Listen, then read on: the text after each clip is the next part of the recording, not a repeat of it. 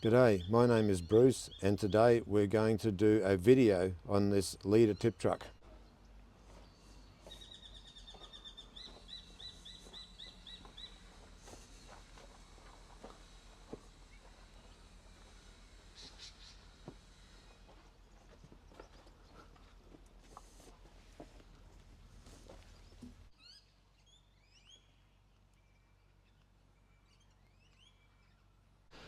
Yeah, this one's fitted with a V8 Caterpillar engine, which I think is a 3208, which is about 210 horsepower and about 10.4 litre.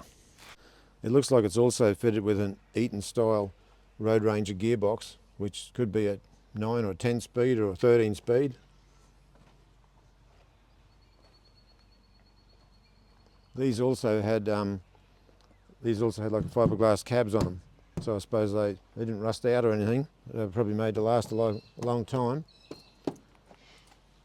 And a lot of trucks do sit out in the weather, and by the time they get a bit of age on them, they've got rust somewhere. Some trucks will rust in the cab and other trucks will rust down around the lower parts.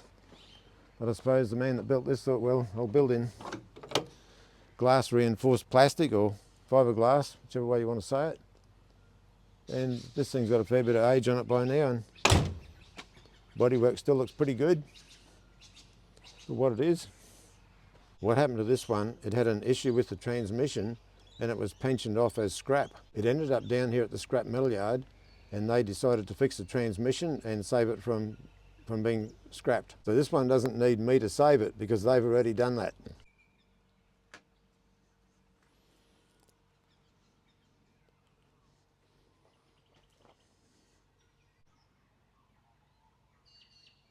Leader trucks were founded by Cyril Anderson and were built in Toowoomba in Queensland. Built from the early 70s until about the mid 80s. Leader was one of the first brands to utilise Caterpillar engines in their trucks. They were also one of the first in Australia to fit disc brakes and automatic transmissions.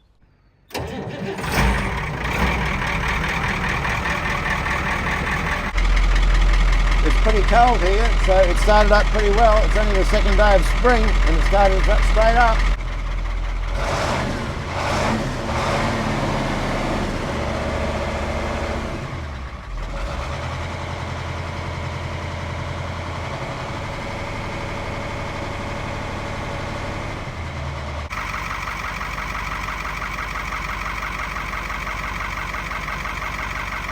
We're going to throw the truck on the float and take it out to our place and see if it's still good to do a day's work.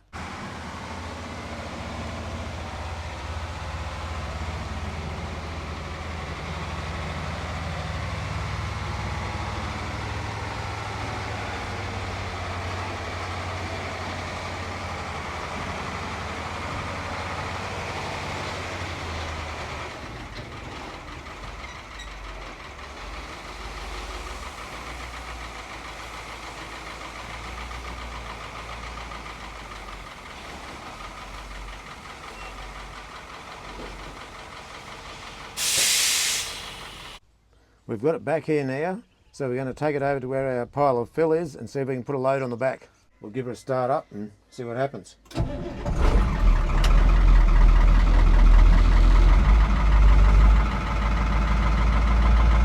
got to get some air pressure. It's got to build up some air pressure. Right then, we're just going to release the handbrake. Right, handbrake off.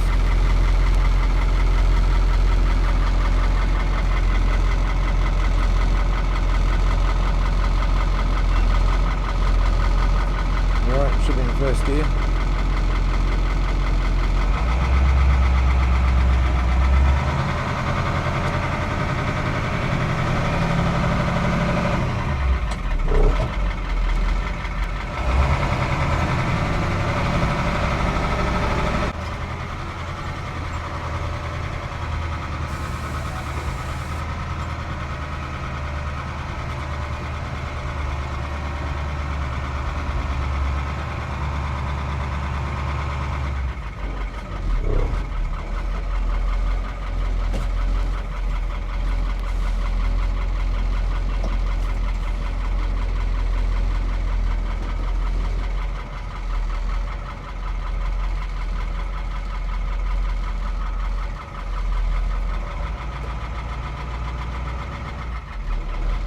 strengthening the pole okay. So now we'll get the Caterpillar going and chuck a load on its back, see how it goes.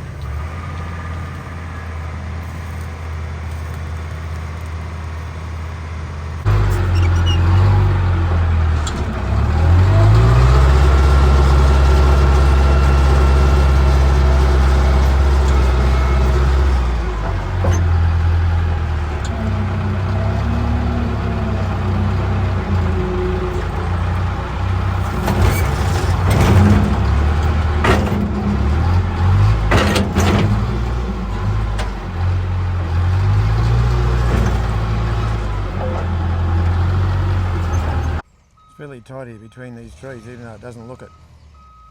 It's fairly tight.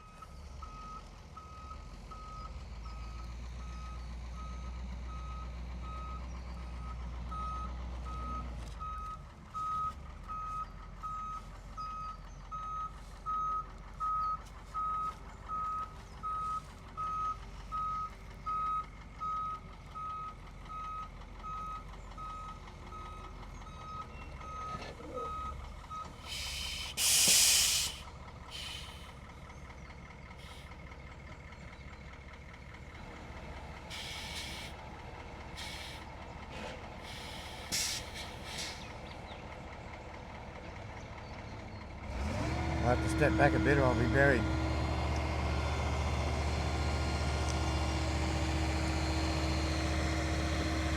It's probably about the only safe place to tip here because there's other places there, but they'll probably be tipping on a bit of an angle. Mightn't be too safe.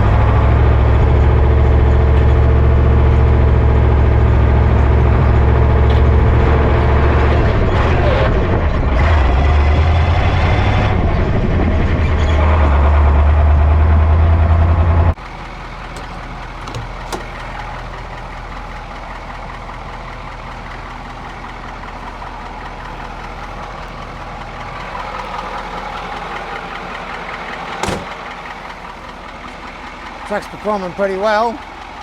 It's a little bit smoky, but then of course if it's been working in a scrap metal yard, you know, you can't get many revs up in a scrap metal yard, so I guess it's probably carving up a bit from just idling in the scrap metal yard. And we've had it idling a fair bit since we've had it here too, so it'd be different if it was a road truck where it could get on the road and do 100 kilometres an hour and, you know, clean the carbon out of it a bit.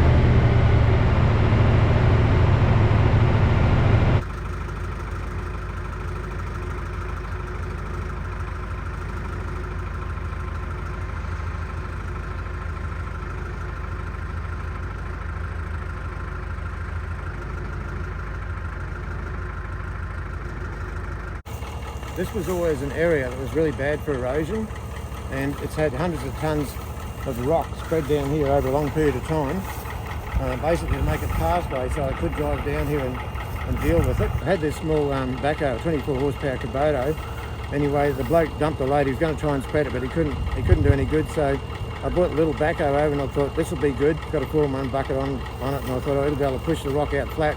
No, it just couldn't do a thing. It just jumped up and down on the spot. So I had to pick up every rock that was about 4 inches or 100 mil in diameter and throw them all out by hand. Shift a few around with a wheelbarrow. It was too far to throw them by hand. So it's been all hard work. But at the moment, where the truck is, that's all rock where the truck's standing. But it has quite a steep edge and too hard to slash. And if you do try and slash too close, there's rocks and everything in the grass, and snakes. Very bad area for snakes because the snakes can burrow back in between the gaps in the rocks. And you'll be walking along here. I can remember walking along here late one afternoon, and I saw 2 different snakes within about 2 metres.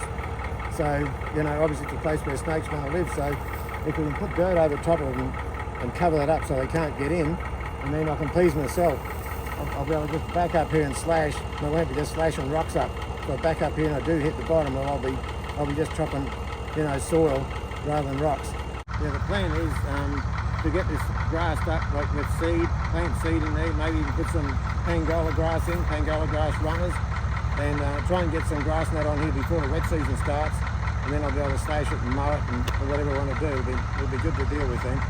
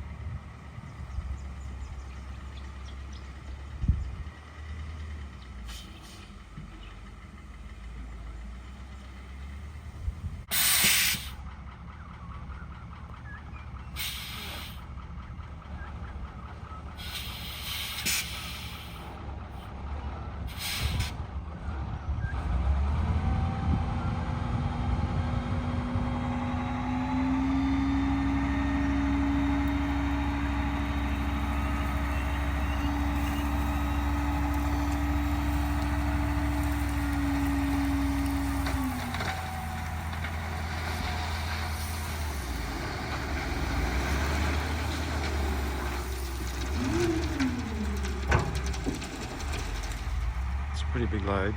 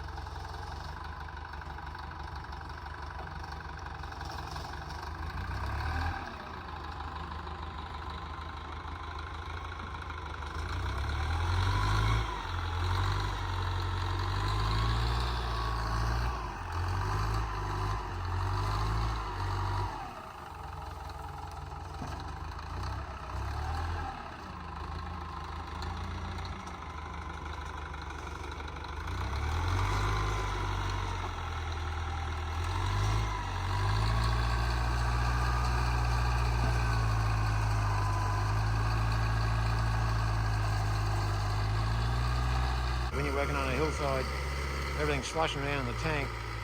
If there's any rust or dirt in the bottom, well, that's when the thing's probably going to pick it up. Usually when you're trying to do some job like this, it's a bit out of the ordinary on a pretty steep slope.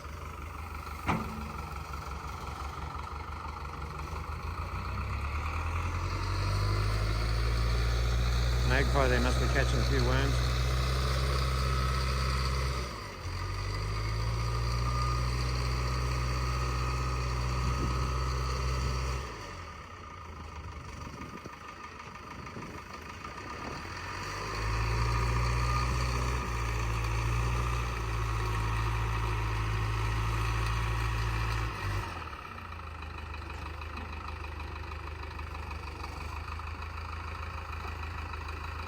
Can she get enough fuel to finish the job off with that dirty fuel filter?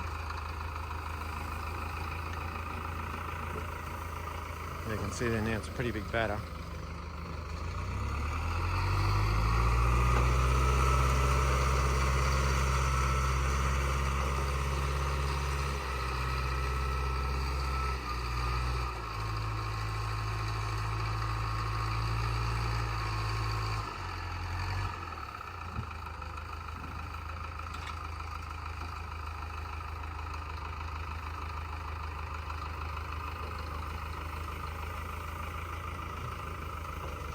I'm just so lucky to have help and have equipment like this to come and finish off these jobs, because a lot of these jobs have been really done the hard way.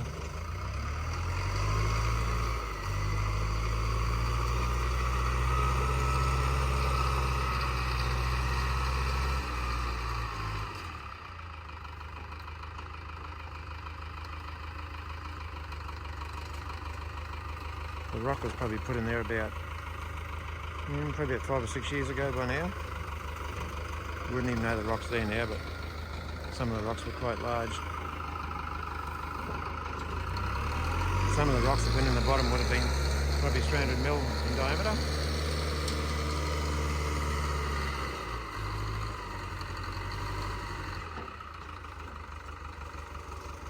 Would have been a washout there about 1.2 metres or 4 foot deep over near the fence line.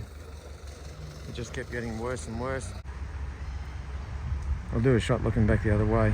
It doesn't do it justice standing down the bottom there, but yeah, it's quite steep down there. Even now it's probably still too steep to drive sideways along there. There's the other magpie's mate on top of the fence post there.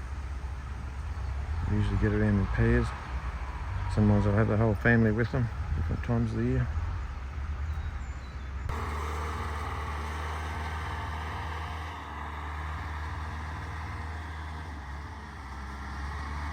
So the loader's going that way and the truck will probably go the other way.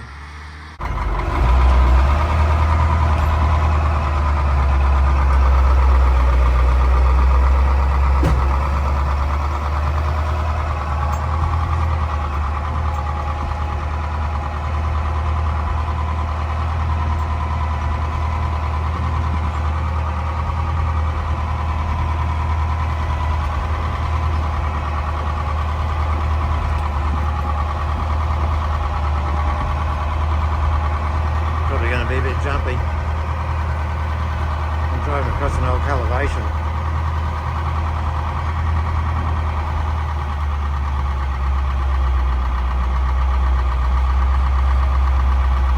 Only grass here at the moment because no animals,